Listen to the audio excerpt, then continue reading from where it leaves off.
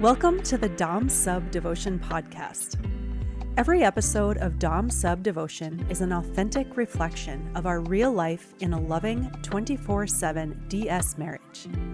If you crave the passion and intensity of a power exchange dynamic inside of a deeply loving and intimate relationship, you've found the right place. You can always find more from us in the show notes and at infinitedevotion.com. Thank you for listening.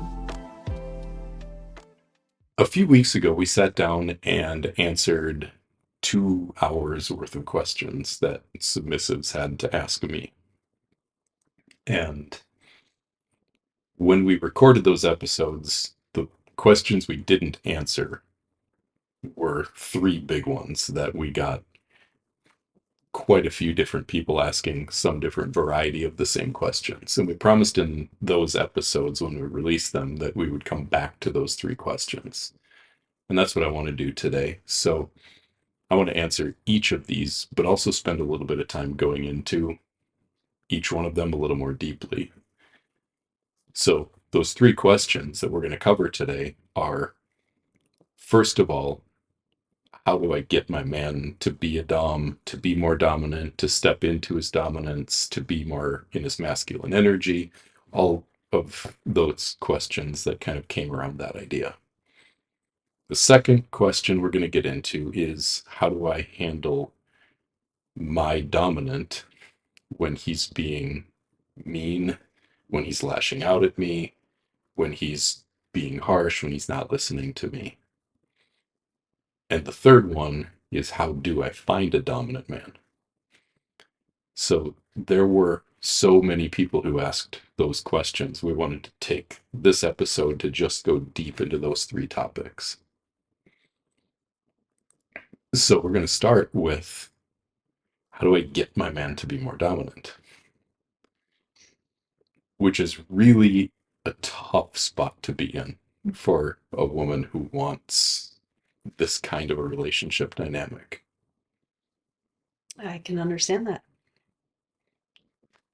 Everyone who listens to us probably by now realizes that you weren't the one that sought this. I was.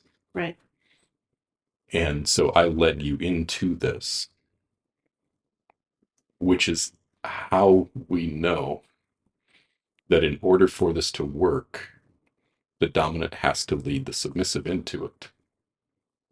Yeah, I can completely understand that by the way our relationship has gone. By the way ours has gone, and at this point now, having coached and taught probably in the hundreds and hundreds of different couples and individuals, both dominants and submissives, it just doesn't work when the submissive is the one who's the instigator. Mm-hmm. So that puts a woman who wants to be in this kind of a dynamic in a pretty tough place. And what I want to start out with is why specifically it doesn't work for the submissive partner to be the one to lead into these kind of dynamics. Because you just said submissive and lead in the same sentence. Bingo. Everything else we say after this comes back to that. And here's why that's true, right? The submissive can't be the leader, because if the submissive partner is the one who is leading into this dynamic, now the man that she wants to be her dominant is having to follow her into that dynamic.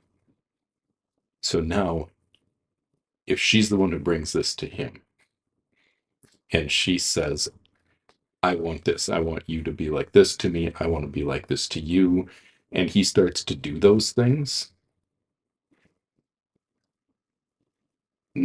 she's never going to feel like he's actually in control because he's doing what she wanted to do. It'll always be tainted. by that knowledge or that question of, is he really doing this because he wants to? Or is he doing it just to please me, to make me happy? Yeah. And then there's the thread of, does she have some ideal in her mind over what this is, how this needs to be? Has this come from sexy romance books of what this is going to look like? And that's still control and leading. Because the phrase that we've used before that came up in response to what you were saying is surrender beyond preferences. That's what submission is.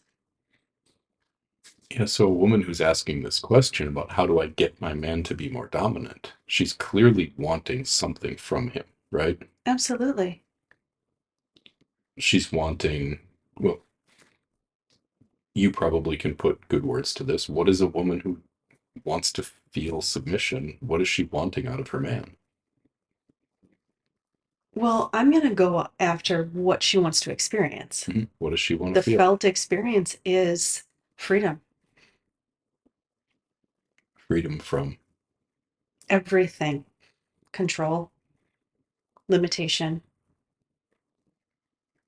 being in charge, overthinking. Like it's all of that, I think, in all of life, even if someone is starting their journey and it's a little bit of like certain lanes of life, like that's that's what we continuously did, was one more lane, one more lane, one more lane, and I'm just like, fuck, I don't want to be in charge of anything, you know. That's where I've gotten to. Yeah, it is that she's wanting to feel something. Exactly. It's not about what she's wanting him to do or what she's wanting him to make her do.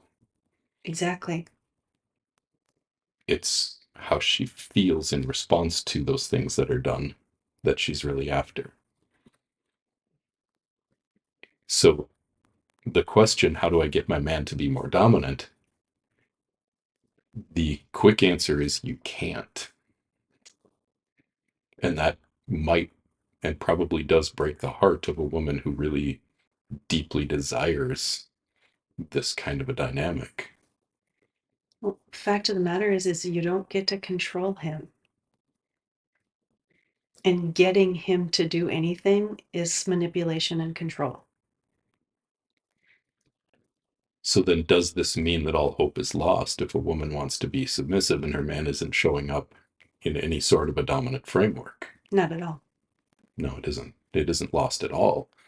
The approach that you're probably taking that would drive you to ask the question of how do I get my man to be more dominant, that approach needs to die. The desire doesn't.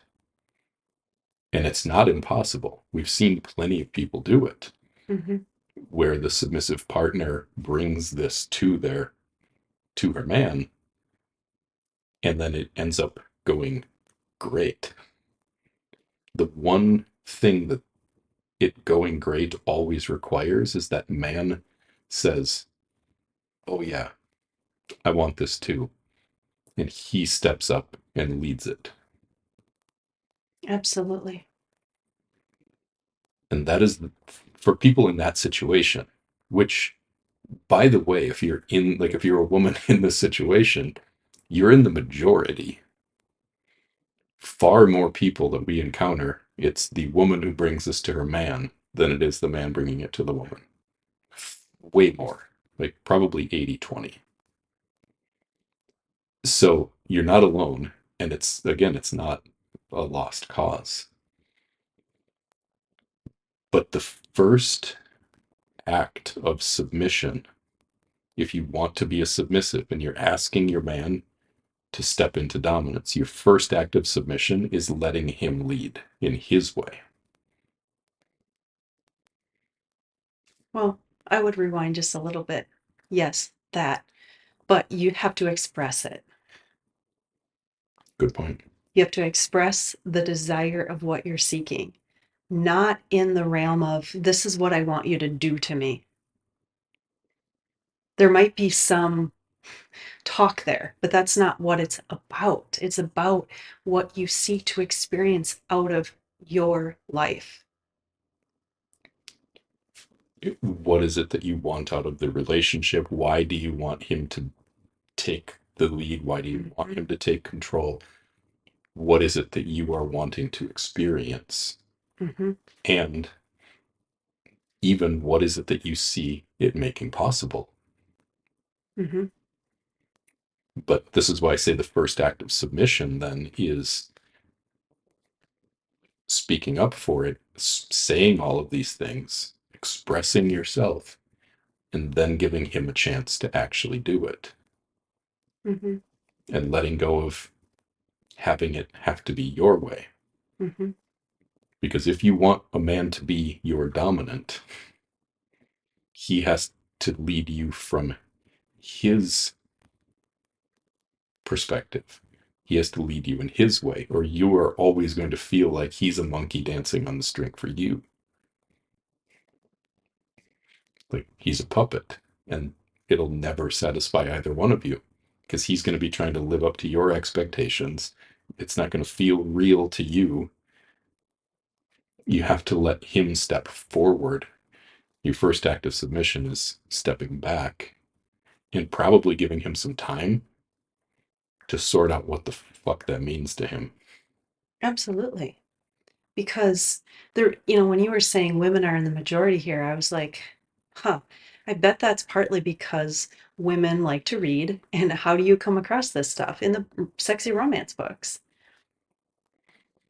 So, like in today's world, today's society and culture, this is not the standard. And so when you have to remember that um you know, we as women have gotten to the point where we're at, but men also have gotten to the point where they are at. And more often than not, right now, it seems that there's this equality, like, Mhm. and that's a whole nother word that we can dive into in and of itself, but that's just kind of how I'm summarizing that it's much less about a leader and a follower in a relationship. Yeah, and any assumption that, again, still speaking to the submissive here, who's or the partner who wants to be the submissive, who's wanting this from her partner, the the biggest challenge that you're going to face is that you don't know how deeply you are in those old patterns. It's not just him that needs to change, and you've already got it all figured out. Like, being a submissive is deeply confronting.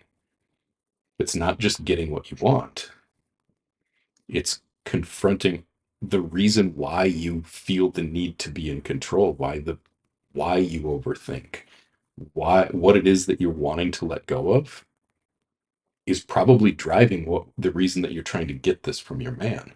So even the reason that you want to be a submissive is probably driven from control mechanisms, which you're going to have to let go of. And that sucks to realize. And so it's hard. It's just as hard for him to step into control when he's spent his whole life being programmed to think that he's supposed to give you everything you want. He's supposed to treat you like a Disney princess. And if he buys you all of the things and like says all of the right things and brings you flowers on Valentine's Day, that you're going to be like passionately desiring him physically. That's how men are programmed. We've been programmed that way since we were boys. Mm-hmm. And the reality is that doesn't work. But when it doesn't work, we just keep doing more of it. And so if you're coming to your man saying, no, I don't want the way we've been doing it, I want you to take control. I want you to dominate me. That's going to be just as hard for him as it is going to be for you to let the fuck go. So if you are desiring this kind of a dynamic and you're a woman and you're in a partnership with a man who either is clueless or disinterested or who has flat out denied you, what do you do? Great question. Honestly, and I don't just say this as a pat on our own back, but I think one of the best things you could do would be to sit down with him and listen to some of the episodes of this podcast where we really break down what it means to be in a relationship like this and why it's good for both of us. But also, he has to be willing to do that. He does have to be willing to do that. You can't force him. But it is a glimpse into what this all is about. And it's why we do it, because there's lots of people out there who will talk just about kink and they'll just talk about the sexual side of these dynamics. And what we really aim to do is to really parse out how you do this in a loving relationship. Mm-hmm. I've used the analogy before. When you're trying to do this in an existing relationship, it's like trying to remodel a plane while it's flying in the air without crashing it. Mm-hmm. And at some point, you have to take the wings off and rebuild them and put them back on while you keep the damn thing in the air. Because when you love each other, but you're trying to completely change the way that you relate to each other, it's hard. It confronts everything, not just about your relationship, but about who each one of you is. Mm-hmm. Deeply. And what it means to be a man and what it means to be a woman. It confronts everything. That's why it's the deep intimacy is the most potent activator of personal growth and spiritual growth because it forces you to lay everything on the table. Yeah. Like everything. Uh-huh. There's no part of our assumptions of what it means to be alive that we haven't had to question and come into a new understanding of. It's touched every single thing in our lives. It's been a wild and fun almost 6 years, huh? So, again, on this question, if you are a woman who wants to be a submissive and you're in a partnership with a man and you want him to be dominant, speak up, share how you feel, continue speaking up for yourself. And if it's important to you, don't shove it down. You cannot protect him from the way that you feel about him. And if there are feelings that you have about the way that your current means of relating to each other are now affecting you, you have to speak up for those. Otherwise, you're just going to end up stuffing them and it's going to come out as resentment or as depression or as, any number of unhealthy ways that things come out sideways when they're stuffed. Mm-hmm. So you've got to speak up and it's going to stir the pot. If it's not uncomfortable, you're not doing it. But it's worth it. And like we've said, we've seen people do it. It just always at some point means that the man has to step forward and take the whole thing as his. And that's the crux of when it starts to work, is the dominant has to be the leader. Mm-hmm. The second of these three popular questions was, how do I find a dom? So the first one was women in a relationship wanting more dominance. The second one was probably the most frequent question, not just from doing this Q&A episode, but also from our 3+ years of doing this online, is women who are not in a partnership wanting the kind of relationship that we have and not finding the men that are willing to go there with them. Mm-hmm. again, very precarious, challenging, and unenviable position to be in. Because, well, first of all, I want to say, please, if you're a woman who's in this place, who's wanting this kind of relationship, do not compare anyone to me or compare a brand new relationship to us. Because what we've just been talking about here, this has been 6 years of excruciatingly vulnerable, confronting, heart opening work that we've done together to be where we are, saying the things that we say and talking about this on a podcast. Yeah. To be able to even put the words to it that we do. And we haven't gotten to control the timelines of how we've been able to see and feel things that need to be dealt with. So if you're a single woman who's looking for a partner, the first thing that I tell women is you cannot go looking for a finished project. We get people who ask the question, where are the guys like Andrew? And the guys like me are not out there on a dating app or on FetLife or at the grocery store, single, available, and completely ready to step into embodied leadership in a relationship. Because for me to be able to be who I am and to be what I am, I've had to do it in relationship with you.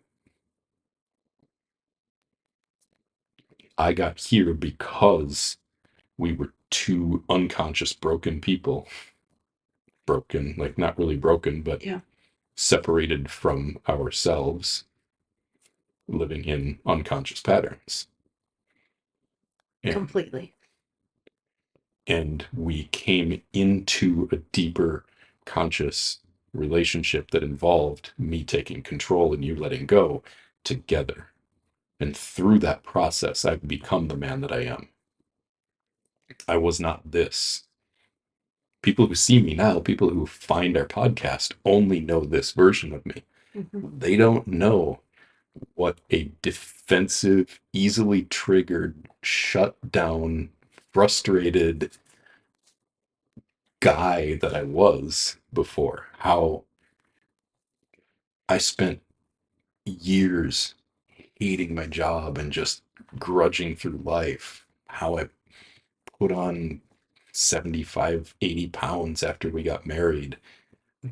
All of these things that you don't see when you just find our podcast now and you experience me now.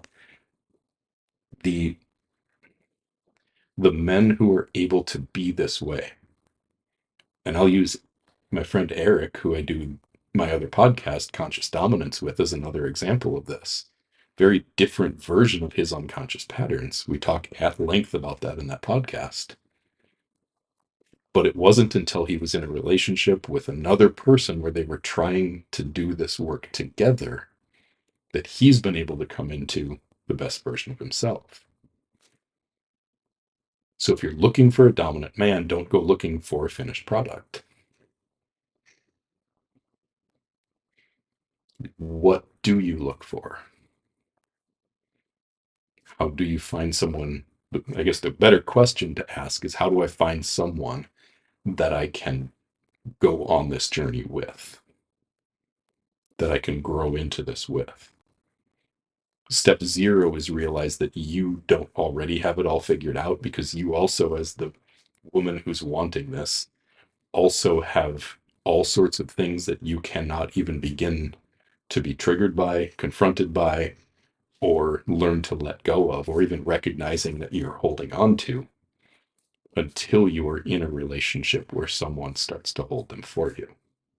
Yeah. And then you get to see all the ways you're grasping for control. But what a gift. Gift in the long run, Yeah, but in the, absolutely. It is a gift, though. No matter if it's painful or not, it's a gift. If you seek submission, there's no way through it but through the pain.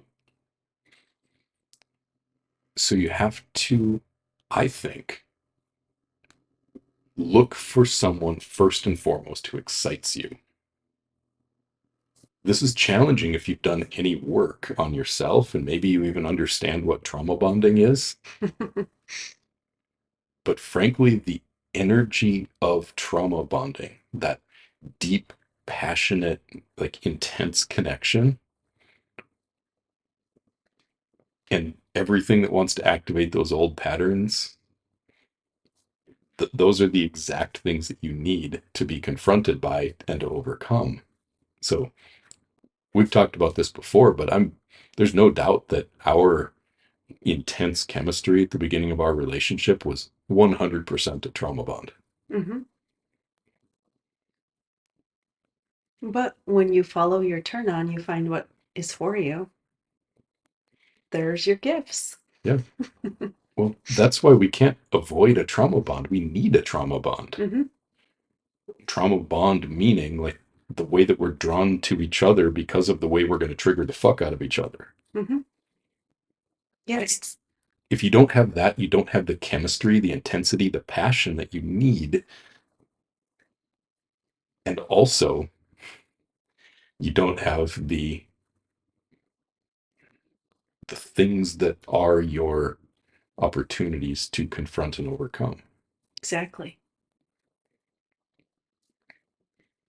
So we see this quite a bit with women when we coach them who are like, I've repeated this pattern so many times, I don't want to do that anymore. I want to do something else. And then they go looking for guys who satisfy the something else. Like at least it's not this triggering thing or this kind of a toxic dynamic.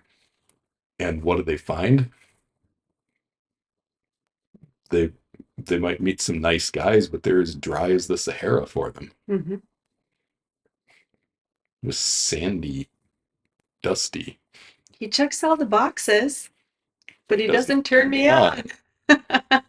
How many times have we heard that? A lot. A lot. So what you have, like, you have to go for the people who excite you and who turn you on, and then look for someone who's willing to confront those. Like, go for the passionate infatuation, lustful new relationship energy, but then keep speaking up for how you feel. Mm-hmm. And we have had people come to us and say, hey, I met my partner and she introduced me to your content because it was, this is what I want, Mhm. which has been fun to experience. Yeah. Yeah, we've heard that lots of times. And people sending our podcast back and forth to each other after they've connected on dating apps, even. Yeah. Like, even before they've met. Somebody told us that they found out about us on Reddit because somebody else was talking about us on Reddit as an example of what they were looking for. So all that stuff is fun. And certainly by all means, we do try to be a good example of what you can create together in this kind of relationship. But you've got to have the spark. Mm-hmm. And you have to look for the spark. You can't be afraid of the fact that that spark in the past has led to toxicity, or that spark in the past has shown you your wounds being made manifest in your current relationships. Those are the exact wounds you need to confront and heal from and overcome in order to have a solid relationship that's also passionate. Mm-hmm. So unfortunately, and to the guys who are listening, who are the good men, I'm sorry for what I'm about to say. But for the most part, a man who is advertising himself on apps or websites as a Dom is not the kind of Dom that you're going to want. And I would put that in like the 98-2 or the 99-1. I'm not going to say ever, but unfortunately, that is the reality out there. You can't just go looking only for men who already identify themselves as a dom. Right. And this is where it goes back to understanding a little bit of what you're seeking, because there's room for plenty of conversation in order to feel out, is this man actually a good potential, as he calls himself a dominant, or not? You can't just make assumptions and then think everything is going to go smoothly. So be willing to have conversations about it. Yeah. And again, if you find someone who you are intensely attracted to,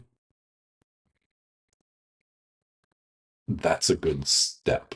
Mm-hmm. If you find someone who you're intensely attracted to, who can also take some responsibility in his life and have some sense of self-control, that shows one of the traits. Mm-hmm. You're more interested in the traits and the character of the man than you are about whether or not he considers himself a dom. Because you may want all of the trappings of a dom sub relationship, the collar, the control, the surrender, the excitement of all of that. You might want all of that, but what you really need is how you feel. Mm-hmm. And would you surrender being someone's submissive in order to have a relationship that feels like you are protected, provided for, led, cared for, seen, and held? Mm-hmm. Bet you would. Yeah. So, for example, you can't look for a man who never gets triggered. Back to the answers to the first question. Mm-hmm. A man who never gets triggered is a man who's stuffing. The only way that we grow to be what I call untriggerable as a man is by being triggered as fuck a lot and then being willing to see yourself in that, collapse and then stand up, fall apart and put yourself back together. Humpty Dumpty. This is the Humpty Dumpty nursery rhyme. It's what it's all about. It's about you have, like, he has to fall down, break, put himself back together again. Mm-hmm. Humpty Dumpty. That somebody needs to start a dom sub, like a loving dom sub dating app and call it Humpty Dumpty. Okay. All right. All right. There's some good double entendre there too in Humpty and Dumpty. Okay. I'll have to think about that later. So it's not a man who never gets triggered that you're looking for. It's a man who, when he does get triggered, owns his shit. Meaning he recognizes that he's willing to recognize, maybe not right away, maybe not in the moment, maybe not until a week later or 2 weeks later, but who can see himself in his triggers, in his lashing out, and we'll come to that in our third answer. In whatever it is that triggers him, you're looking for a man who can take ownership of his own state and say that he's sorry and apologize when he recognizes that he's gone into his own trigger, when he's gone into his own pattern. That's far more valuable than him calling himself a dom or considering you for submission. Other character traits are things like integrity. When he says that he's going to take you on a date, does he show up? When he says he's going to be there at 7, does he show up at 7? Is he the man in his actions that he says he is in his words? Does he have values? These are the things that you're looking for in someone who can grow with you through the discomfort of unwinding old patterns together, because you're going to have to do it. Even if you've both done some of your work on your own, if you haven't been deeply seen by another person, neither one of you is where you can be. Yeah, we are meant to be in relationship, and that's why and I don't know. I've always felt like relationships are I don't even know what word to put to it, but they're necessary. They really are. And this is also why relationships are necessary for men too. And for reasons that we don't have time to get into today, it is easier for men to survive without a relationship, without intimacy, is easier for a guy. He's never going to be at his best. He's never going to be the man that he can be if he is not opened by the love of a woman. So, if you're a woman who's looking for a dominant man, speak up for what your needs are, speak up for what your desires are, but also be open to the fact that you, like we answered in the first question, you can't make a man be a dom, or you're the dom. Mm-hmm. We did a whole course on this one. Yes, we did a whole workshop on this that people can find on our website called Finding My Dominant Man. It'll be linked in the show notes to this as well. And it's the lowest price thing we offer on our website. And we go much, much deeper into this topic too, of how you find someone to do this together with. And also, if you're a man, I'm just going to say this one for the guys listening here. If you're a single guy who's wanting this kind of a relationship, something like what Dawn and I have, reach out to me and get into my course, Becoming a Dominant Man. This will teach you how to go through the inner work to become the kind of man that you need to be to lead a relationship like this, so you can be the one leading her into it. And I've made it publicly available to women to reach out to us, and we've had many of them who have, that if you want to be introduced to men who are in that course, that I will make introductions. I'm not running a matchmaking service and I'm not running a dating service, but I will introduce people to each other. So if you're a guy and you want a relationship like this, and you want access to the women who flood our DMs looking for good, solid men, get into that course and reach out to me and let me know, because I can help you. Lots looking. There are lots, and there's so much that you can make available to yourself if you're really willing to let someone in this way, and also take ownership of your life in this way. The third of these questions that we're going to get into today is the one about, from women who are in some sort of a power exchange relationship, who come to us and say, what do I do when my dom is angry, when he's yelling at me, when he's upset with me, when, XYZ essentially mistreating me? Yikes. Which, again, really, really tough position to be in. And I have so much compassion for women who are in relationships like this, because I can feel the fear of losing love every time I hear this question. It's the fear of abandonment, the fear of, like, if I speak up for myself, he's not going to want me anymore. Mm-hmm.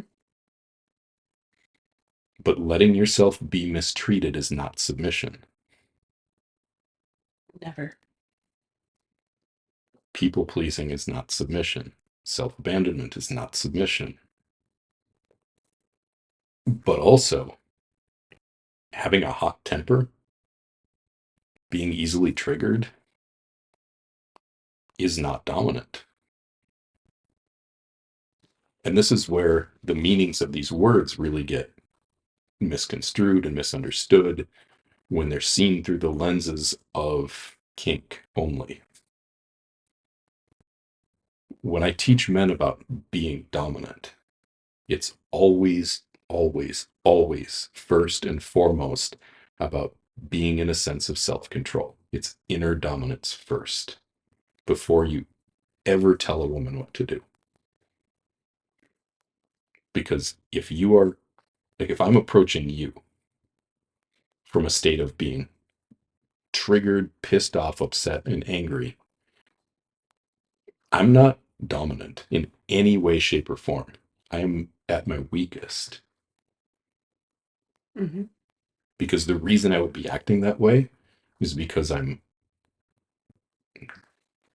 being controlled by my old pain, by things that happened in the past that I'm upset by, that I'm frustrated by, and that I'm now projecting onto you. And that is the opposite of dominance. Just because it's assertive, just because it's direct, doesn't mean it's dominant. Real dominance is very measured. Wouldn't you agree with that? Yeah, Grounded, calm, absolutely. flying off the handle and screaming at you because you didn't do what I told you to do is very different than looking you deeply in the eye and giving you a direct, clear command. I would not be the woman I am today if you tried to lead me with how you're describing here. I mean, I'm not saying you didn't get triggered. That's not what I'm saying. Flying off the handle, getting angry, lashing out at me, there would be no place in our relationship. I wouldn't be here. No, because the only thing that you can do, that any woman can do when a man treats her that way, is to pull back, shut down, and hide because she's afraid. Yeah, and I literally feel myself just wanting to do that hearing you talking about a man acting that way. And if this is the man that you love and who you want to be your dominant, that you want to submit to, this is where power exchange in its healthy expression in the way that we talk about it, that we've talked about it now for probably 60 episodes of this podcast, is a very different thing from a codependent abusive relationship that's being masked with the words like power exchange and dom sub. They aren't the same thing. An abusive codependent relationship is just an abusive codependent relationship. It is not dominance and submission, period. And a man who's acting that way, a man who's being triggered, hot tempered, mean, harsh with you is not dominant, period. That is not a dominant man because he has no sense of self control or willingness to take ownership of that trigger. And if he's expecting you to not upset him, if that's been vocalized, that's not dominance either. Yeah. And this is, I would highly encourage people to go back to our episode that we did on control. I think it's called How I Control My Submissive. And we talk about the ways that control plays out in this relationship in that episode. But one of the things that I never do is use your submission to shut you up, shut you down, or force you not to upset me. That is not something I would tolerate in myself. So if, for example, a dominant is telling a submissive, quote unquote dominant, is telling a submissive that she can never raise her voice to him, that's not a dominant. That's someone who's trying to use the control that he has, that someone is willingly offering to him, trying to use that control to suppress her. It's manipulation. It's not dominant. No. Because what it shows is that that man lacks the inner strength to be present with how she actually is. And he's trying to control how she feels so that how she feels doesn't upset him. He's trying to carve out a safe little space where all of his wounding and all of the pain that he's experienced in his life and probably in his childhood don't have to be confronted. And again, normal, but if he's not willing to overcome that and to see himself in that and then work to grow beyond that and not just say it, but actually show it with his actions by taking ownership, going, doing some therapy or some somatic work, whatever it is that he's doing. It's not the triggering or the any of this stuff that we're talking about that's the problem. It's the identifying with this as the way that it is to be dominant and what is expected of you to be submissive. That is not dom sub, that's abuse. And I know that this blows probably 99% of dom sub dynamics and expectations completely out of the water, and I don't give a fuck because it drives me nuts when people use these labels and they use this thing that has been so potent in bringing us into the deepest connection together, when they use that to hurt people. I hate it. So if you're with a man and he has any of these characteristics of being mean to you, of trying to use his dominance to suppress you or shut you down, you've got to set some boundaries. You've got to speak up and use your voice. Our course, Submissive Foundations, I'm not meaning to make this whole thing into a commercial, but in that course, we talk a lot about the different fears that submissives have and how to overcome those fears so that you can submit from a place of self-respect. But you've got to use your voice and you've got to speak up. And if that means that you break that relationship, so be it. Back to what you just said about not being a advertisement.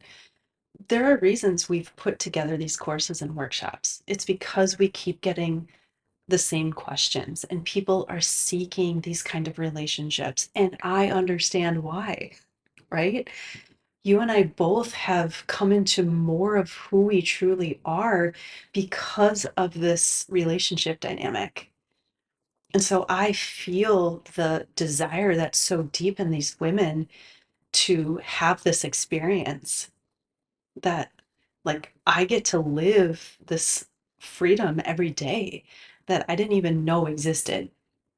And so while we're not making this an advertisement, we did create like these things to assist because you can invest in yourself in these ways to try to understand the depth behind how we got to be where we are. I mentioned the word boundaries, and this is probably one of the most important things we'll say in this whole episode. You can have really solid personal boundaries and still be a submissive. You need really solid personal boundaries to be a submissive. I was But just going to say that. but the fact that you can even have boundaries and be a submissive is an absolute mind blow to so many women who think or have only experienced submission as self-abandonment and being controlled and suppressed by men who have called themselves dominant. Submission is not being a doormat. It is absolutely not. And it, any time that if you've been a low boundary person, and we could talk about why boundaries are important for men too. We're talking to the women here. If you've been a low boundary person before and you've let people abuse you, you've allowed people to treat you poorly, it will probably feel like you're pushing everyone away. Everyone's going to hate you, and everything in your whole world is going to fall apart if you say, I won't let myself be treated that way. And have some compassion for the part of yourself that's afraid of losing love. And also do it anyway. Well, the reason that that feels hard is because you're still in self-abandonment there. You're focusing so much on what everybody else is going to think. So when you can turn that over and think about what does this do for me, that's where it can be empowering. Doesn't mean it's not going to feel scary when you start to shift in these patterns of how you've been showing up in relationships. It's going to be scary. It's going to be uncomfortable. And like, I know when I've had to face different things like this, the first time's the hardest. So when you can step forward despite the fear, that's empowering. And that helps you actually learn to trust yourself and to value yourself. This actually draws people closer together when good boundary setting is a process of undoing codependent patterns and allowing yourself to exist as individuals. And we say this all the time, but we we depend on each other. And there seems like a paradox in how do I be an individual but then depend on someone? And the reality is you can't depend on someone when you are so tangled up in them that there's no space in between who you are and who they are. And I think it was maybe Brene Brown or Mel Robbins who said this, and I've quoted it lots of times before, but the highest boundaried people, the people with the best boundaries, the strongest boundaries, are the most loving people. Why is that? Because they don't let themselves be walked on. So they are not constantly pushed down and beaten down and feeling like they're being walked on. They don't ever feel like a doormat because they won't allow it. So they then are therefore so full of love in themselves because they won't allow themselves to be walked on that they have so much love to give. So you're not taking love away from anyone by setting boundaries. You are giving love to yourself first. And if that means that someone won't exist in your life inside of your boundaries, with respect to your boundaries, they don't have a place in your life. I'm sorry. But you don't know if they will or won't. And this is vulnerable. You have to set them and then realize that they might not respect them. And that might show you that that relationship doesn't exist. If you're afraid of that, you probably already know that relationship shouldn't exist in the first place. And you're just controlling it.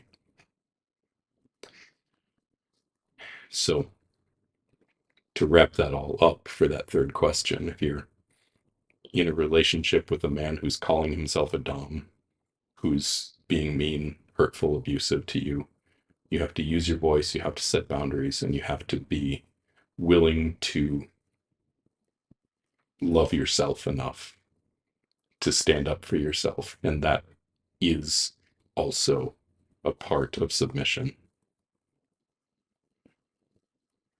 Amen to that.